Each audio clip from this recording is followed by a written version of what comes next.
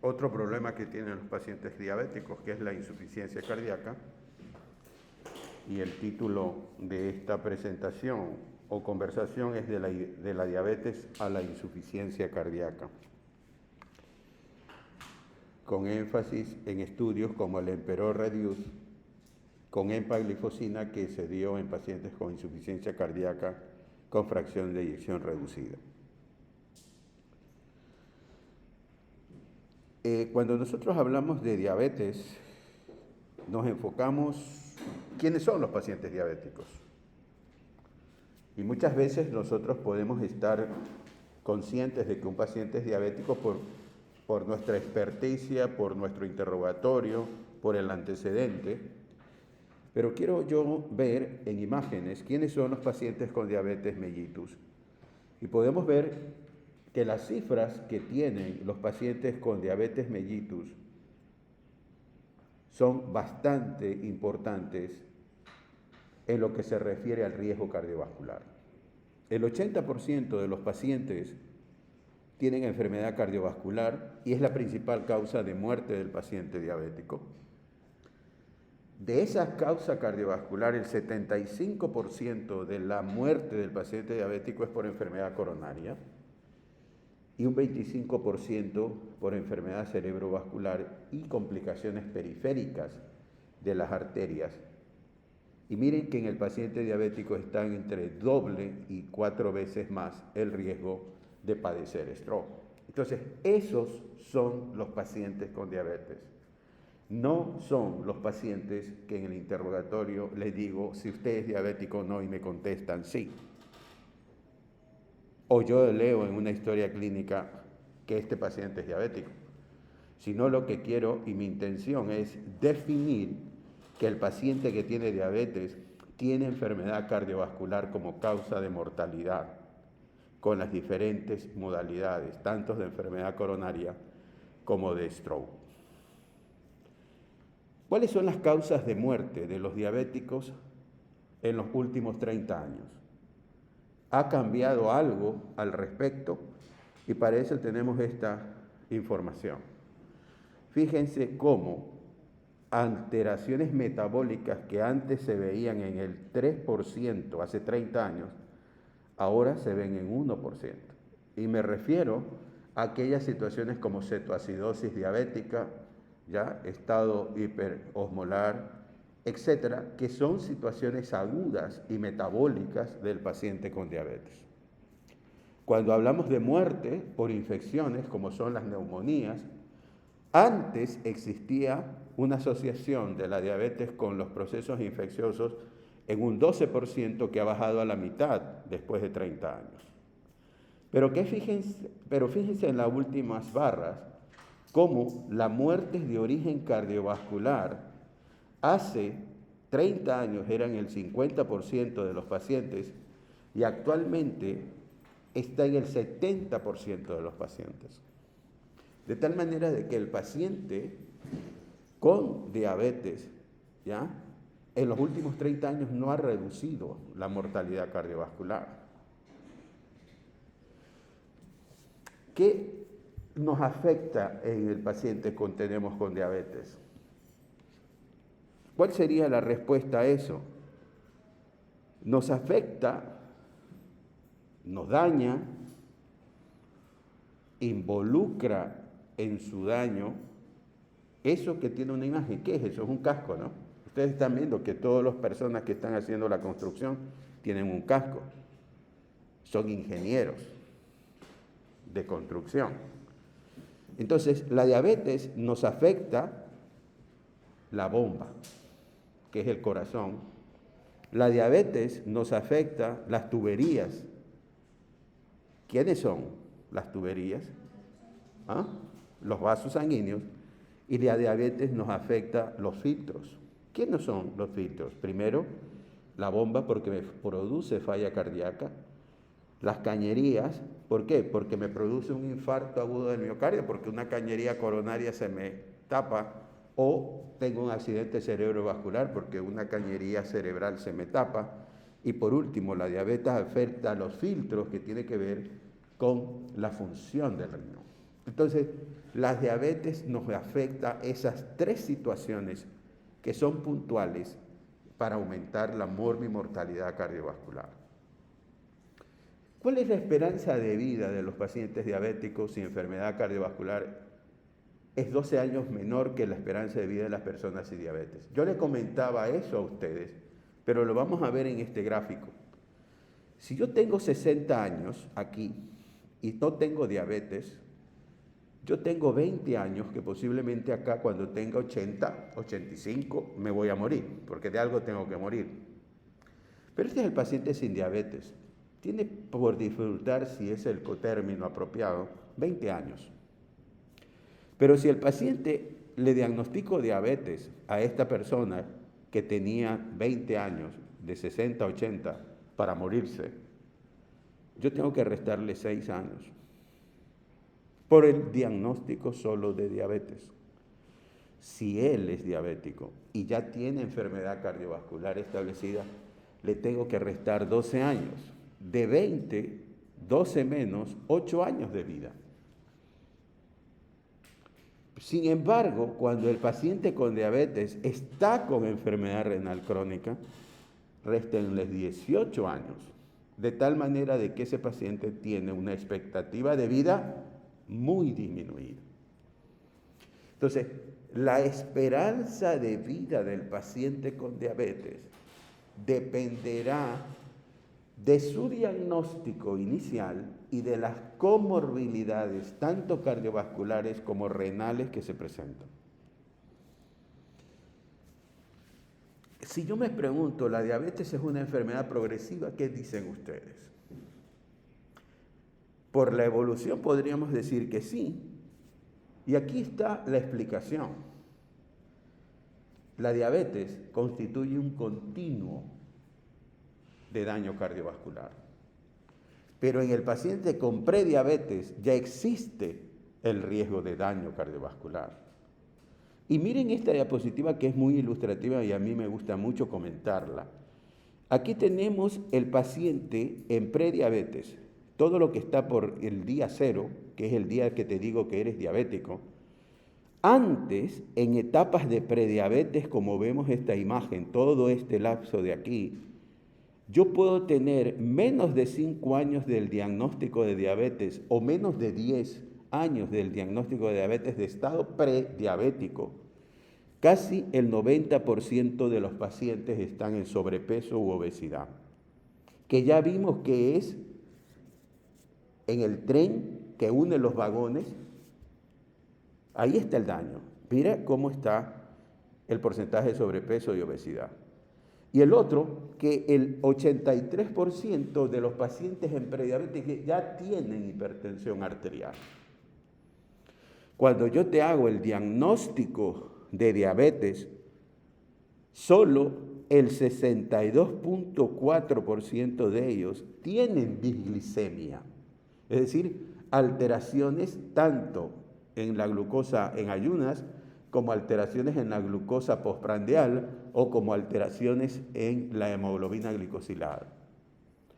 Pero si ya pasaron 5 años de haber sido diabético, el 68-70% de ellos ya hay evidencia de disfunción del ventrículo izquierdo. Y para nuestra presentación de hoy, ese dato es importante.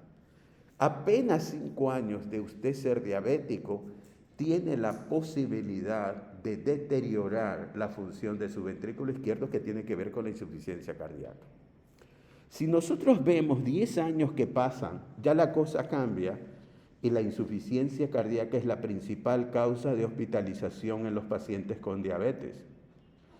Posteriormente, nosotros tenemos otros factores como la enfermedad renal o eventos cardiovasculares que se pueden presentar o las complicaciones propias de la diabetes, porque a medida que el paciente gana años de su diabetes, hay más complicaciones microvasculares o macrovasculares. Pero lo importante es que apenas de 5 a 10 años nosotros tenemos un porcentaje importante de pacientes con deterioro de la función. Pero lo interesante es los colores que están acá. Yo puedo desarrollar insuficiencia cardíaca tanto en el estado prediabético como en el estado diabético. Yo puedo tener complicaciones microvasculares tanto en el estado de prediabetes como en el estado de diabéticos. Y las complicaciones cardiovasculares, fíjense cómo son más precoces en el prediabético que en el diabético. ¿Qué nos da a entender este cuadro? Que el paciente prediabético va a tener las mismas complicaciones cardiovasculares que el diabético. Va a hacer un stroke, va a hacer una muerte cardiovascular o va a hacer un infarto agudo del miocardio en estado prediabetes. Por eso, si me preguntan si la diabetes es una enfermedad progresiva, yo tengo que decir sí en mayúscula. Porque comienza en un estado de normalización, pero el efecto que tiene el sobrepeso y la obesidad y las alteraciones metabólicas que se producen derivadas de esa célula, que es la célula del adipocito, desencadena una serie de circunstancias que van a incrementar el riesgo cardiovascular, incluso antes del diagnóstico de diabetes. ¿Cuál es la categoría? Ya lo vimos también. No existe un diabético de bajo riesgo. Entonces, para yo decir eso, les muestro esta tabla. Yo tengo el paciente de riesgo moderado, pero no pongo la tabla de riesgo bajo, porque en el diabético no existe riesgo bajo. Miren, el paciente joven con diabetes tipo 1, menos de 35, diabetes tipo 2, menos de 50, menos de 10 años de duración de la diabetes, sin otro factor de riesgo, ese es un paciente de moderado riesgo cardiovascular. Si el paciente es diabético, tiene más de 10 años, yo con preguntarle, señor, ¿cuántos años tiene de diabetes? Tiene 15, tengo 15, ok, ya ese paciente es de alto riesgo. No le tengo que hacer tabla clínica de Framingham, de SCORE, o si tiene otro factor adicional. ¿Usted es diabético e hipertenso? Sí, yo le veo su control de colesterol. ¿Usted es diabético y tiene trastornos lipídicos? Sí. ¿Usted es diabético y tiene sobrepeso, tiene obesidad? Sí. Hay otro factor de riesgo cardiovascular. Si usted es diabético y tiene apnea del sueño, sí. Ese paciente es de alto riesgo. ¿Y quiénes son los pacientes de muy alto riesgo cardiovascular? El diabético que tiene enfermedad cardiovascular establecida, que ya se infartó, que ya tuvo un stroke, o que tenga un daño de órgano diana, que tenga microalbuminuria, proteinuria, hipertrofia ventricular izquierda, o 3 factores de riesgo adicionales importantes, que es tabáquico, por ejemplo, que tiene hipertensión, que tiene dislipidemia, y el diabético tipo 1, que se inicia tempranamente y ya tiene 20 años de ser diabético tipo 1. Ese paciente, por el tiempo de diabetes tipo 1, ya es de muy alto riesgo cardiovascular.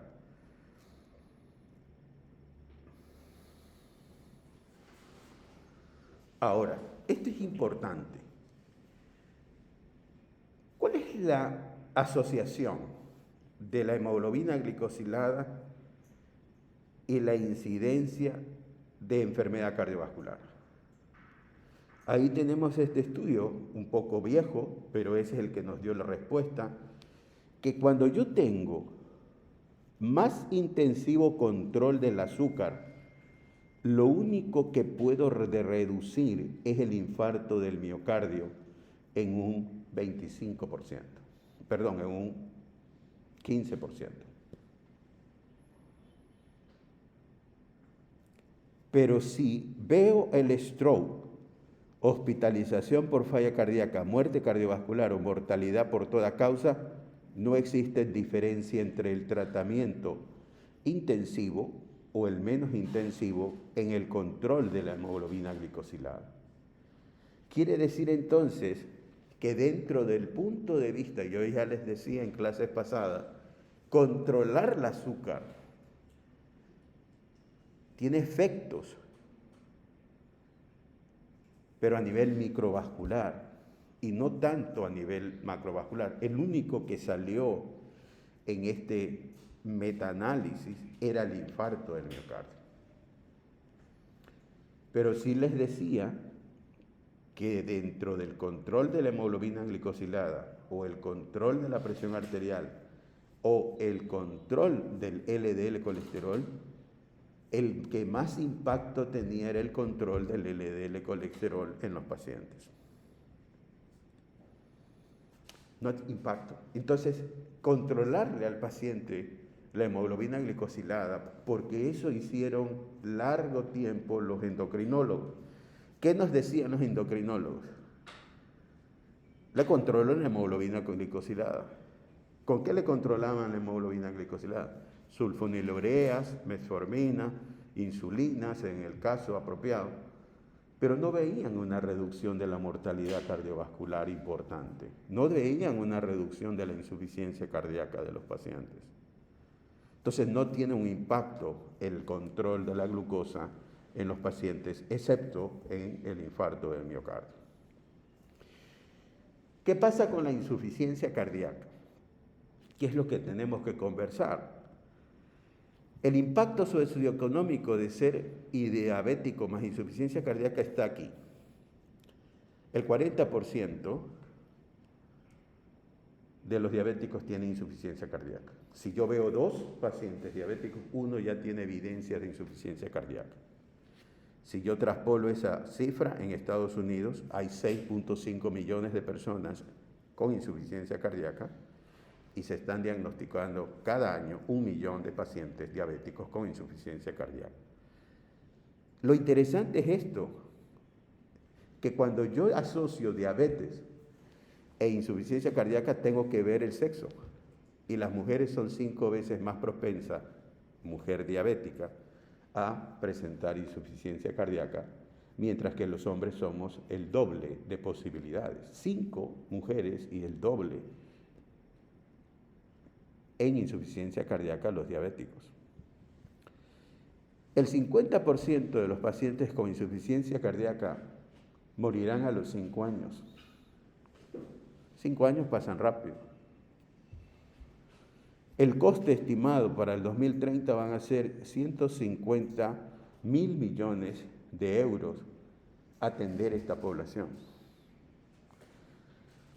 ¿Que hay avances significativos? Sí. A pesar del costo del control renal que tenemos con ciertos fármacos, sin embargo, se ve en la estadística que no lo usamos. Seguimos a la cabeza los inhibidores de PP4 y muy pocos inhibidores SGLT2 y muy pocos agonistas LP1. ¿Serán porque tienen costo? Sí, pero un DPP4 tampoco es barato. Sin embargo, está a la cabeza.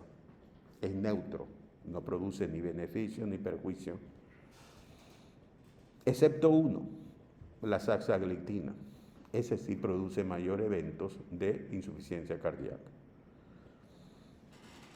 Y el último párrafo quiero que nos lo analicen muy bien, porque los diabetólogos, en el momento que se enfrentaban a controlarle la glucosa a los pacientes, eran hemoglobinocéntricos, daban medicamentos que empeoraban y ponían en riesgo su sistema cardiovascular. ¿Como quién? Las mismas insulinas y la glibenclamida, porque producían hipoglicemia. Y la hipoglicemia produce mayor mortalidad cardiovascular. De tal manera, si hablamos de números en insuficiencia cardíaca en los pacientes con diabetes, vemos que una persona, ¿cuántas personas hay ahí? Si podemos contarlas.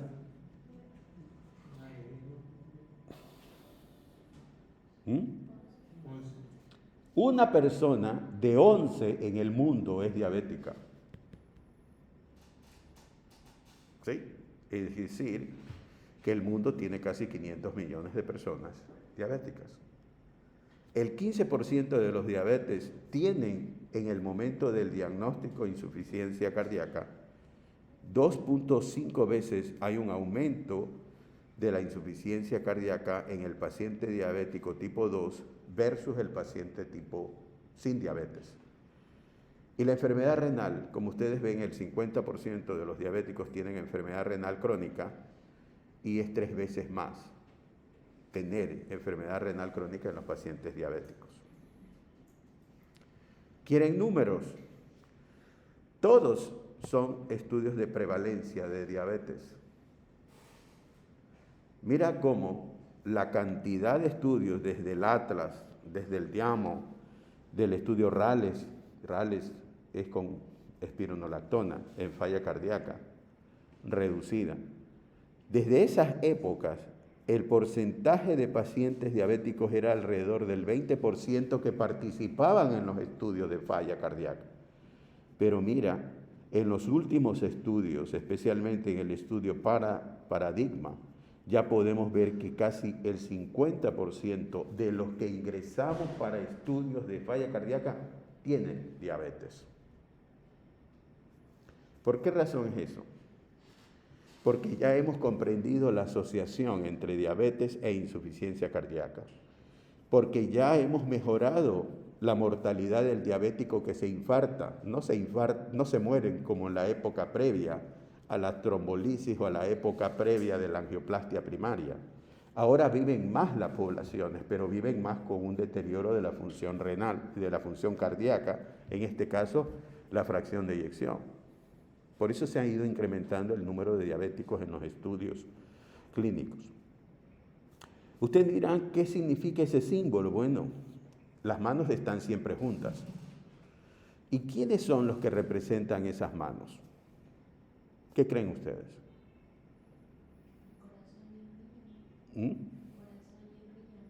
Más que el corazón y el riñón, es la insuficiencia cardíaca y la diabetes. Se dan de la mano, siempre. Y hay una cosa que es importante, lo vamos a ver después, que yo puedo, diabético, desarrollar enfermedad de mi corazón, insuficiencia cardíaca, sin llegar a infartarme, sin tener enfermedad coronaria, sin tener hipertensión arterial, solo por el hecho de ser diabético. Y a esa situación que descarto causa isquémica y causa hipertensiva, y el diabético hizo falla cardíaca, se llama miocardiopatía diabética. Ese es el concepto de miocardiopatía diabética. La mortalidad por insuficiencia cardíaca y la prevalencia de diabetes es exactamente igual con un color diferente. ¿Qué significa eso? Que se dan la mano. Los pacientes diabéticos en Estados Unidos tienen las mismas características de prevalencia de diabetes y de mortalidad por insuficiencia cardíaca. Cuando yo digo el por qué sucede eso, por qué esa conexión, tengo que referirme que el problema, la definición del problema, ya se debe a una interacción. Por eso los dedos de, ¿cómo se llama ese globito ahí? ¿Tiene un nombre eso o no? ¿Ah? Un emoji. Emoji, ok. Tiene esto. ¿Y por qué tiene esto? Porque nosotros vemos esto de aquí. Yo puedo tener enfermedad coronaria, les decía, o yo puedo tener enfermedad renal, y yo puedo tener por un lado diabetes y por otro lado falla cardíaca. Pero miren el centro de unión entre esas dos patologías. La edad, la hipertensión y la obesidad son factores comunes entre la insuficiencia cardíaca y la diabetes. Miren, como yo me infarto, hago falla cardíaca, yo tengo sustancias tóxicas como los que utilizamos en las neoplasias, es decir, citotóxicos, que son, puedo desarrollar falla cardíaca, puedo desarrollar falla cardíaca idiopática, una arritmia cardíaca, puedo tener falla cardíaca infiltrativa, hipertrófica, valvular, lo que ustedes consideren, pero yo puedo tener diabetes, tener un infarto, mira, tener un infarto, no se ve, ¿no? Y desarrollar insuficiencia cardíaca. Entonces, si eso es así, cuando yo tengo el porqué, es porque se interrelacionan las patologías. Al ser interrelacionadas, nosotros podemos observar